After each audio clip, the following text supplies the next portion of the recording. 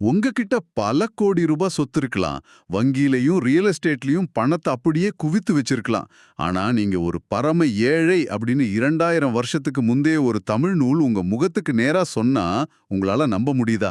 உண்மையாவே அத நம்புறது ரொம்ப கஷ்டம்தான். ஆமா. ஆனா அதே நூல் பாத்தீங்கன்னா, ஒருவேளை சாப்பாட்டுக்கே வழி இல்லாத ஒருத்தனை பார்த்து நீங்க தான் உலகத்தோட மிகப்பெரிய பணக்காரன் அப்படின்னு கொண்டாடுது. ஓ! இது ரொம்ப ஒரு முரண்பாடான விஷயமா இருக்கே. கண்டிப்பா. பணத்தை வச்சு வறுமையை அளவிடாத இந்த விசித்திரமான ஆனா மனித மனதோட அடி ஆழத்தை தொடுற ஒரு உளவியலை தான் இன்னைக்கு நம்ம அலச போறோம். இந்த ஆழ்ந்த அலசலுக்கு உங்களை வரவேற்கிறேன். ரொம்ப சுவாரஸ்யமான ஒரு ஆரம்பம். இன்னைக்கு நம்ம பார்க்க போறது ஏதோ இத செய்யுங்க, இத செய்யாதீங்க அப்படின்னு சொல்ற பழைய தார்மீக வகுப்பு கிடையாது. கரெக்ட். இது ஒரு சமூக பொருளாதாரம், அப்புறம் மனித மானம் பத்தின ஒரு நேரடியான விவாதம் அப்படின்னு தான் சொல்லணும். அந்த விவாதத்துக்கான ஒரு மிக முக்கியமான தொகுப்பு தான் இன்னைக்கு நாம ஆதாரமா கையில் எடுத்திருக்கோம். புலவர் குழந்தை அவங்க ரொம்ப சிறப்பா தொகுத்து எழுதின நீதி களஞ்சியம் குழந்தை உரை அப்படிங்கிற ஒரு பிரம்மாண்டமான நூல் அது. ஆமா, இந்த நூல் ஏதோ ஒரு தனிப்பட்ட புத்தகம் கிடையாது இல்லையா? கண்டிப்பா இல்ல. இதை நான் படிக்க ஆரம்பிச்சப்போ எனக்கு ஒரு விஷயம் ரொம்பவே ஆச்சரியமா இருந்தது. அதாவது நாலடியார், பழமொழி, ஆத்திச்சூடி, திருக்குறள் அப்படின்னு தொடங்கி மொத்தம் 21 பழம்பெரும் தமிழ் நீதி நூல்களை ஒன்னா திரட்டியிருக்காங்க. 21 நூல்களா? ஆமா. இதையெல்லாம் ஒன்னா சேர்த்து ஒரு மாபெரும் தகவல் களஞ்சியமா இதை உருவாக்கியிருக்காங்க. பல நூற்றாண்டுகள்ல எழுதப்பட்ட வெவ்வேறு நூல்களோட அறிவை அதோட சுருக்க குறியீடுகளோட ஒரே இடத்துல பாக்குறது உண்மையிலே ஒரு பிரமிப்பா இருக்கு. அந்த பிரமிப்பு நியாயமானதுதான். ஏன்னா பல வெவ்வேறு புலவர்கள் வெவ்வேறு காலகட்டங்கள்ல வெவ்வேறு சமூக சூழல்கள்ல எழுதின விஷயங்கள் இது. ஆனா அது எல்லாமே மனித மனம் அப்படிங்கிற ஒரே புள்ளியிலே எப்படி சந்திக்குதுன்னு பாக்குறது ஒரு அபாரமான அனுபவம். நிச்சயமா. இன்னைக்கு நம்ம குறிப்பா விவாதிக்க போறது இந்த நீதி களஞ்சியத்துல இருக்கிற 62வது அதிகாரமான இரவச்சம் அப்படிங்கிற தலைப்பத்தான். இரவச்சம், அதாவது ரெத்தலுக்கு அஞ்சுதல் அப்படின்னு சொல்லலாம். இரத்தல்னா பிறல் கிட்ட போய் கையேந்தவோ இல்ல பிச்சை எடுக்கவோ பயப்படுதல். இப்போ நான் முதல்ல இந்த தலைப்பை பார்த்த உடனே இது பிச்சை எடுக்கக்கூடாது அப்படின்னு சொல்ற ஒரு சாதாரண அறிவுரை போல இருக்கே, இதுல என்ன பெரிய உளவியல் இருக்க போகுது அப்படின்னு தான் நினைச்சேன். நிறைய பேர் அப்படிதான் நினைப்பாங்க. ஆனா உள்ளே போனா உள்ள போய் படிச்சா தான் தெரியுது, இது வெறுமனே ஒரு தனிமனித ஒழுக்கம் சார்ந்த விஷயம் மட்டுமே கிடையாது. இது ஒரு முழு தேசத்தோட பொருளாதார வீழ்ச்சியையும் எச்சரிக்குது இல்லையா? முற்றிலுமா. இது ஒரு மேலோட்டமான தார்மீக போதனை கிடையாது. ஒரு மனுஷ உழைக்காம பிறர்கிட்ட போய் ஒரு பொருளை தர்மமா கேக்குறது அப்படிங்கிறது சமூகத்துல எப்படிப்பட்ட விளைவுகளை ஏற்படுத்தும்னு நூலாசிரியர் மிக தெளிவா பதிவு செய்றார். ஆமா, அதாவது அந்த இரத்தல் அப்படிங்கிற செயல் மனிதனை சோம்பேறியாக்குது. கரெக்ட். சோம்பேறி ஆக்குறது மட்டும் இல்லாம ஒரு நாட்டுல இப்படி அடுத்தவங்கள சார்ந்து வாழ்றவங்களோட எண்ணிக்கை அதிகமான என்ன ஆகும்? அந்த நாட்டோட ஒட்டுமொத்த தொழில் வளமும் உற்பத்தி திறனும் குறைஞ்சிடும். ஒட்டுமொத்த பொருளாதாரமும் அழிஞ்சிடும் எச்சரிக்கிறாரு. ஆமா, இத ஒரு பெரிய மேக்ரோ எக்கனாமிக் பார்வையில அவங்க பார்த்திருக்காங்க. சரி, இதை நம்ம கொஞ்சம் விரிவா பார்ப்போம். இப்போ இதை எப்படி புரிஞ்சுக்கலாம்னா, ஒரு நாட்டோட பொருளாதார அமைப்பு அப்படிங்கிறது ஒரு மாபெரும் சக்கரம் போல. கண்டிப்பா. அங்க இருக்கிற எல்லாரும் தங்களால முடிஞ்ச வேலைகளை செஞ்சு பொருளை உற்பத்தி பண்ணாதான் அந்த சக்கரம் சுழலும். அதை விட்டுட்டு ஒரு கணிசமான கூட்டம் எல்லாமே நமக்கு இலவசமாவே கிடைச்சிடும், நாம ஏன் உழைக்கணும் அப்படின்னு நினைக்கிறது. ஆமா, பிறரோட உழைப்பை மட்டுமே எதிர்பார்த்து காத்துக்கிட்டு இருந்தா அந்த சக்கரம் எப்படி சுழலும்? உற்பத்தியே இல்லாத ஒரு சமூகம் மெல்ல மெல்ல தன் சுயமாக சிந்திக்கும் திறனை இழந்து முற்றிலுமா வீழ்ச்சியடையும். இத்தனை நூற்றாண்டுகளுக்கு முன்பே இதை கணிச்சிருக்காங்க அப்படிங்கிறது தான் இதுல ஆச்சரியப்பட வைக்கிற விஷயம். ஆனா இங்கதான் நூலாசிரியரோட நுட்பமான ஒரு சமூக பொறுப்பை நாம கவனிக்கணும். என்ன அது? ஒரு பக்கம் இரத்தல் கூடாது அப்படின்னு கடுமையா சொல்றார். அப்படியானால் ஏழைகள் என்னதான் செய்யறது அப்படிங்கிற கேள்வி வரும் இல்லையா? ஆமா, வறுமையில இருக்கிறவங்க என்ன பண்ணுவாங்க? அதுக்காக ஒரு மிகச்சிறந்த சமநிலையை இங்க உருவாக்குறார். ஒருத்தன் எவ்வளவுதான் கடினமா உழைச்சாலும் சில நேரங்கள்ல அவனுக்கு போதுமான வருமானம் கிடைக்காத ஒரு சூழல் இருக்கலாம். ஓகே. அப்படிப்பட்டவங்களுக்கு எந்தவித பிரதிபலனும் எதிர்பார்க்காம கொடுக்க வேண்டியது சமூகத்துல இருக்கிற செல்வந்தர்களோட கட்டாய கடமை. அதை அவங்க செஞ்சே தீரணும். இது ஒரு நல்ல சிஸ்டம் தான். ஆனா இங்கதான் முரண்பாட்டோட உச்சம் வருது. செல்வந்தர்கள் தேடி போய் கொடுக்கறது அவங்க கடமையா இருந்தாலும் அதுக்காக வறுமையில வாழ்ற ஒருத்தன் அந்த செல்வந்தர்கள் கிட்ட போய் பிச்சை கேட்க கூடாது. வாவ்! வறுமையின் பிடியில இருந்தாலும் ஒருத்தன் இறக்கக்கூடாது அப்படிங்கிறது தான் அந்த இரவச்சம். இது கேட்கவே கொஞ்சம் திகப்பா இருக்கே. ஆமா, கொடுக்கறது அவன் கடமை, ஆனா நான் போய் கேட்க கூடாது. இது எத்தகையதொரு மனக்கட்டுப்பாட்ட ஒரு மனிதன்கிட்ட எதிர்பார்க்குது. இத நாலடியார்ல வர்ற பாடல் 968 மிக சிறப்பா சொல்லுது. அந்த பாடல் மானத்த பத்தி பேசுது இல்லையா? ஆமா. அதாவது மானம் அப்படிங்கிற அந்த பெருதற்கரிய அணிகலனை கழட்டி எறிந்து விட்டு, பிச்சை எடுத்தல் அப்படிங்கிற அந்த இழிவான தொழிலை செஞ்சு ஒருத்தர் தம் உடம்ப வளர்க்கிறார். சரி. அப்படி வளர்க்கப்பட்ட அந்த உடம்பு என்றென்றைக்கும் அழியாம அப்படியே இருக்குமா அப்படின்னு நாலடியார் கேக்குது. எப்போதோ ஒரு நாள் மண்ணுக்குள் போகப் போற இந்த அற்ப உடம்புக்காக நிரந்தரமான மானத்தை ஒருத்தன் விட்டுவிடலாமா அப்படிங்கிற கேள்வி நெற்றில் அடிச்சா போல இருக்கு. மிகச்சரியான கேள்வி. இதை இப்போதைய நவீன வாழ்க்கை முறையோட கொஞ்சம் பொருத்தி பாருங்களேன். இது இன்றைய கிரெடிட் கார்டு கலாச்சாரத்துக்கு கூட எவ்வளவு கச்சிதமா பொருந்துது. ஓ, இன்ட்ரெஸ்டிங். எப்படி சொல்றீங்க? நம்ம கிட்ட இல்லாத பணத்தை யாருக்கோ நம்மள பெரிய ஆளா காட்டிக்கணும் அப்படிங்கறதுக்காக கடனா வாங்கி ஆடம்பரமா செலவு செய்றோம். இறுதியில அந்த பணத்தை திருப்பி கட்ட முடியாம கடனாளியா நிக்கும்போது நம்மளோட சுயமரியாதை அங்கே நடுத்தருவுல நிக்குது. தற்காலிகமான ஒரு பகட்டுக்காக நிரந்தரமான நிம்மதியையும் மானத்தையும் இழக்கிறது எவ்வளவு பெரிய முட்டாள்தனம். ரொம்ப பொருத்தமான ஒப்பீடு. மனித உடம்போ இல்ல நாம தேடுற ஆடம்பர பொருட்களோ நிலையானவ கிடையாது. ஆனா சுயமரியாதை அப்படிங்கிறது ஒரு மனிதனோட அடையாளம். அது காலத்தால் அழியாதது. ஆமா. அழியக்கூடிய ஒரு பொருளுக்காக அழியாத ஒன்ன பணயம் வைக்கிற மனநிலையை தான் இந்த பழந்தமிழ் இலக்கியங்கள் கடுமையா சாடுது. ஆமா, திருக்குறளும் இதத்தானே சொல்லுது. கண்டிப்பா.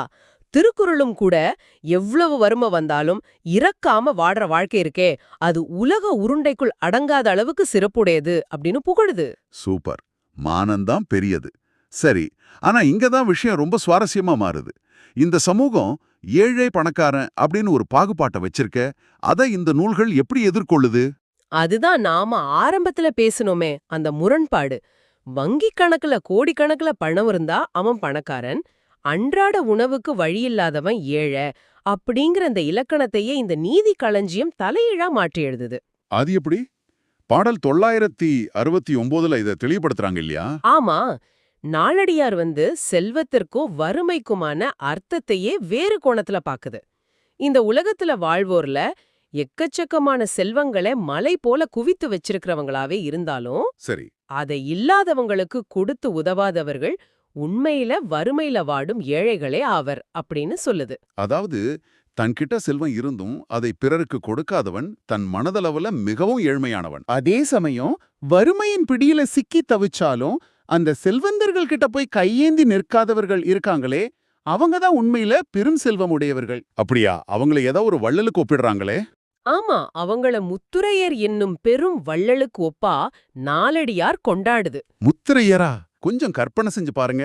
வறுமையில ஒருவேளை சோற்றுக்கு கூட வழியில்லாத ஒருத்தனை பார்த்து, நீதான் உலகத்தோட மிகப்பெரிய செல்வந்தன், நீ ஒரு வள்ளலுக்கு நிகரானவன் அப்படின்னு ஒரு நூல் சொல்லுதுன்னா, அது வறுமையில இருக்கிறவனுக்கு எவ்ளோ பெரிய தன்னம்பிக்கையை கொடுக்கும். ஆமா, உன்கிட்ட பணம் இல்லேன்றால் என்ன, உன்கிட்ட மானம் இருக்கு, அதுதான் உண்மையான செல்வம் அப்படிங்கிற அந்த உளவியல் அணுகுமுறை எந்த ஒரு நவீன தத்துவத்துக்கும் சளைத்ததல்ல. அதே சமயம் பாத்தீங்கன்னா பாடல் 970ல இன்னொரு வகையினரை கழுமையா விமர்சிக்கவும் அந்த நூல் தயங்கல. யார விமர்சிக்கிறாங்க? சிலர் இருப்பாங்க, தம்மால சொந்த முயற்சியா உழைச்சு பொருள் தேட முடியும், அதுக்கான உடல் பலமும் இருக்கும், ஆனா அந்த உழைப்பிற்கு தயாரா இருக்க மாட்டாங்க. சோம்பேறித்தனம். ஆமா, நம்மா ஒன்று முடியாது அப்படின்னு தங்களை தாங்களே சிறுமைப்படுத்திக்கிட்டு, அதே சமயம் இந்த செல்வந்தர்கள் தான் நமக்கு எல்லாமும் செய்வாங்க அப்படின்னு அந்த பணக்காரர்களை பெருமையா பேசி அவங்கள புகழ்ந்து முகஸ்துதி செஞ்சு இறப்பாங்க. ஓ, அவங்கள சுத்தி சுத்தி வருவாங்க. ஆமா, இப்படிப்பட்டவங்கள பார்த்து இவங்க தெளிந்த அறிவு இல்லாதவங்க, மயங்கிய மனதை உடையவர்கள் அப்படின்னு சாடுது. தங்கள மேலோனா நினைச்சுக்கிட்டு கீழ்த்தரமா நடந்துக்கிறவங்க இவங்க அப்படின்னு சொல்லுது. சரி, இப்போ இது ஒரு முக்கியமான கேள்வி எழுப்புது. நீங்க சொல்றதெல்லாம் சரிதான். மானம், சுயமரியாதை எல்லாம் மிக முக்கியமானவை தான். ஆனா நான் இதை ஒரு சாதாரண மனிதனோட கோணத்திலிருந்து கொஞ்சம் குறுக்கிட்டு கேட்கிறேன். சொல்லுங்க. மனிதனோட மிக அடிப்படையான உணர்வு பசி இல்லையா? பசி அப்படின்னு வந்துட்டா தன் உயிரை காப்பாத்திக்கணும் அப்படிங்கிற உள்ளுணர்வு தோன்றும். அப்படி இருக்க ஒரு மனிதன் தன் உயிர் வாழ்வதற்காக ஒருவேளை உணவிற்காக ஒருத்தர்கிட்ட போய் கேட்பதுன்னு என்ன பெரிய தவறு இருக்க முடியும்? உயிர் பிழைக்கிறது தானே அடிப்படையாரம். இது ஒரு தர்க்கரீதியான கேள்விதான். வெளியிலிருந்து பார்க்கும்போது தன் பசிக்காக தானே கேக்குறான், அதுல என்ன தவறு அப்படின்னு நமக்கு தோணும். ஆனா அந்த யாசிப்பதன் பின்னால் ஒரு மனிதனோட மனம் என்ன பாடுபடும் அப்படிங்கிற அந்த நுட்பமான உளவியல் பக்கத்தை நாலடியார் மிக துல்லியமா படம் பிடிச்சு காட்டுது. எப்படி படம் பிடிக்குது? பாடல் 971 72ல சொல்றாங்களா? ஆமா. வறுமையோட கொடுமையால ஒருத்தன் துணிந்து பிச்சை கேட்க செல்றான்னு வச்சுப்போம். அவன் எங்கு செல்ல வேண்டும்? உண்மையான அன்பில்லாம வெறும் பெருமைக்காகவோ அல்லது முகஸ்துதிக்காகவோ வாருங்கள் உண்ணலாம் அப்படின்னு கூப்பிடுவோரின் வீடுகளுக்கு மானமுள்ளவங்க ஒரு காலம் செல்ல மாட்டாங்க. உண்மைதான். மனதார தழுவிக்கிட்டு வரவேற்காதவங்களோட வீடுகளுக்கு சென்று அவமானப்பட்டு நிற்பதை மேலோர் சகிச்சுக்க மாட்டாங்க. இதை நாம ஈஸியா ரிலேட் பண்ணிக்க முடியும். நாம ஒருத்தரோட வீட்டுக்கு செல்லும்போது அவங்க எப்படி நம்மள வரவேற்கிறாங்க அப்படிங்கறதுலயே அவங்களோட உண்மையான எண்ணம் தெரிஞ்சிடும். கண்டிப்பா தெரிஞ்சிடும். புன்சிரிப்பு இல்லாம ஏதோ கடமைக்காகவும் தங்கள் பெருமைக்காகவும் தட்டுல சாப்பாட்டை போட்டா அந்த உணவை நம்ம எப்படி தொண்டைக்கு கீழே இறக்க முடியும்? அது சாப்பாடா போகாது, ஒரு பெரிய பாறாங்கல்ல விழுங்குறது போல தொண்டையை அடக்கும். அது மட்டும் இல்ல, ஒருத்தர்கிட்ட போய் இறக்கலாம் அப்படின்னு நினைக்கிற அந்த நொடியே அந்த மனிதனோட மனம் எப்படி உடையுது அப்படிங்கறத நாலடியார் பாடல் 974 விளக்குது. நினைக்கும் போதே மனம் உடையதா? ஆமா. உண்மையான உறுதியான அன்ப கொண்டவங்க நம் கண் போன்ற நெருக்கமான நண்பர்களாவே இருந்தாலும் சரி, அவங்க கிட்ட போய் ஒரு பொருளை கேட்பது அப்படிங்கிறது அவ்வளவு எளிதான காரியமல்ல. இவங்கள்ட்ட எப்படி போய் கேட்பது அப்படின்னு இறங்கும் தொழிலை நினைக்கும் போதே நெஞ்சும் உருகி கரைஞ்சிடும். அடடா, ஒருத்தர்கிட்ட போய் உதவி கேட்கலாம் அப்படின்னு நினைக்கும் போதே நெஞ்சு எப்படி உடையும் அப்படிங்கறத வளர்க்கறது உண்மையிலே அற்புதம். இப்போ இது எப்படி புரிஞ்சுக்கலாம்னா, ஒரு கண்ணாடி டம்ளர்ல கொதிக்கிற வெந்நீரை ஊத்தும் போது அது மெல்ல மெல்ல விரிசல் விட்டு திடீர்னு உடைஞ்சு செதறுமே. ஆமா, அதே போலலாம் இவர்கிட்ட போய் நாம் வறுமையை சொல்ல வேண்டுமா அப்படிங்கிற அந்த முதல் சிந்தனை துளிர்க்கும் போதே மனிதனோட சுயமரியாதை விரிசல் விட்டுடுது. கேட்க நினைக்கும் போதே மனம் உடைஞ்சிடுதுன்னா, ஒருவேளை அந்த நபர் கொடுக்க மறுத்துட்டா அதோட வலி எப்படி இருக்கும்? அதத்தான் நாலடியார் மிக கொடூரமான ஒரு நிலையா விவரிக்குது. வறுமை ஒருத்தனை வாட்டுது, அந்த துன்பம் தாழாம தன் நல்லறிவை ஒதுக்கி வச்சுட்டு ஒரு செல்வந்தன் கிட்ட போய் கையேந்த ஒருத்தன் செல்றான். அப்படி போன இடத்துல அந்த செல்வந்தன் இல்ல, தர முடியாது அப்படின்னு சொல்லிட்டான். அந்த நிராகரிப்போட வலி அந்த நிராகரிப்போட வலி இருக்கே, அது எப்படிப்பட்டது தெரியுமா? அந்த இடத்திலேயே அவன் இறந்து போக மாட்டானோ அப்படின்னு கேக்குது அந்த பாடல். ஒருத்தன் இல்ல அப்படின்னு மறுக்கும்போது ஏற்படுற அந்த அவமானம் மரணத்தை விட கொடியது. மரணத்தை விட கொடியதா? ஆமா, இறப்பதே இதற்கு மேல் அப்படின்னு தோன்றிவிடும் அளவுக்கு அது மனிதனோட ஆன்மாவையே சிதைச்சிடும். திருக்குறளும் இதையேதான் பிரதிபலிக்குது. ஒரு நிராகரிப்பை இதைவிட வலிகள் நிறைந்த வார்த்தைகளால விவரிச்சிட முடியாது. சரி, அப்படியானால் இந்த துன்பத்தை எப்படித்தான் எதிர்கொள்றது? வறுமை வந்துடுச்சு, யார்கிட்டையும் கேட்கவும் கூடாது, நிராகரிப்போட வலி மரணத்தை விட கொடியது அப்படின்னா பட்டினியிலே கிடக்க வேண்டியதானா? பாடல் 973 என்ன சொல்லுது? மனித மனம் அப்படிங்கிறது ஒரு விசித்திரமான கருவி. இன்பமும் துன்பமும் அடிப்படையில மனதோட குணங்கள் தான். ஒரு துன்பம் வரும்போது அது துன்பமாவே நினைச்சு உழன்றுகிட்டு இருந்தா அது தொடரும். மாறாக இன்பத்தை தேடுற மனம் துன்பத்தையும் இன்பம் போல எண்ணி மன அமைதியோடு ஏற்றுக்கிட்டா அந்த துன்பம் நீங்கிடும். ஓ, மனப்பக்குவம். தமக்கு வந்த வறுமைய தாமே மன உறுதியோட பொறுத்துக்கணும். அதை விட்டுட்டு இந்த வறுமைய எப்பாடப்பட்டாவது தீர்த்திரணும் அப்படின்னு பொருளாசை கொண்டு பிறர்கிட்ட போய் கையேந்தி அவங்க நம்மள ஒரு மாதிரி தரக்குறைவா பாப்பாங்களே அப்படின்னு எதிர்பார்த்து காத்து கிடந்து அவமானப்பட்டு இந்த அயலாரை இறத்தல் என்ன பயனை தரும்? நாமே நம் துன்பத்தை உள்வாங்கி பொறுத்துக்கிறது தான் மானமுள்ள செயல் அப்படின்னு சொல்றாங்க. எக்ஸாக்ட்லி. வலி அப்படிங்கிறது தவிர்க்க முடியாதது. ஆனா அதுக்காக அவமானத்தை நாமே தேடிக் கொள்ளக்கூடாது. ஒரு நிமிஷம், இதையெல்லாம் நிறுத்து பார்த்தாலே கொஞ்சம் ஆச்சரியமா இருக்கு. நீதி களஞ்சியத்தில் உள்ள மற்ற நூல்களும் இதையே தான் சொல்லுதா? ஆக இதற்கெல்லாம் என்ன அர்த்தம்? இது ஏதோ ஒரு தனிப்பட்ட நபரோட கருத்து இல்ல, ஒரு முழு சமூகத்தோட கலாச்சார விழுமியம் அப்படின்னு தோணுதே. இதுதான் இதுல உள்ள மிகப்பெரிய சிறப்பம்சம். இத ஒரு பரந்த கண்ணோட்டத்தோட ஒப்பிட்டு பார்த்தோம்னா, பல்வேறு காலகட்டங்கள்ல எழுதப்பட்ட நூல்கள் எப்படி ஒரே நேர்கோட்டுல சிந்திக்குது அப்படிங்கறது ஆச்சரியப்பட வைக்கும். என்னென்ன நூல்கள் இது சொல்லுது? முதலாவதா கொடுப்பவனோட மனநிலையை வச்சு யாசிப்பத விமர்சிக்கிற போக்கு. உதாரணமா இன்னா 40ல பாடல் 975 தன்கிட்ட உள்ளத பகுத்து பிறர்க்கு கொடுத்து உண்ணும் மனப்பக்குவம் இல்லாத ஒருத்தன்கிட்ட போய் இறப்பது மிகப்பெரிய துன்பம் அப்படின்னு எச்சரிக்குது. ஓகே. இரண்டாவதா கேட்பவனோட தகுதியை எச்சரிக்கிற போக்கு. நான்மணிக்கடிகையில 976-77 பாடல்கள் இத பத்தி பேசுது. இத ஒரு வறுமையோட அடையாளமா அது பார்க்கல, மாறா மனிதன் தனக்குத்தானே தேடிக்கொள்ளும் இழிநிலையா பாக்குது. இழிநிலையா? ஆமா, ஒருத்தன் தனக்கு இழிநிலை வேண்டும் அப்படின்னு விரும்பினா மட்டுமே இரத்தல் தொழிலை மேற்கொள்ளலாம் அப்படின்னும், வறுமையால துன்பப்பட்டு இறந்து போவதை விட இரத்தல் அப்படிங்கிற கொடிய இழிவு வேற எதுவும் இந்த உலகத்துல இல்ல அப்படின்னு முதுமொழி காஞ்சி பாடல் 978 மிக ஆணித்தரமா பதிவு செய்யுது. தகுதி அறியாத ஒருத்தங்கிட்ட போய் கேட்பது ஒரு பெரிய பகையாகவே மாறிடும்னு அவங்க எச்சரிக்கிறாங்க. கரெக்ட். அப்படியானால் இறக்காமல் இருப்பது அப்படிங்கிறது தான் உண்மையான அறிவுடைமையா? சந்தேகமே இல்லாம.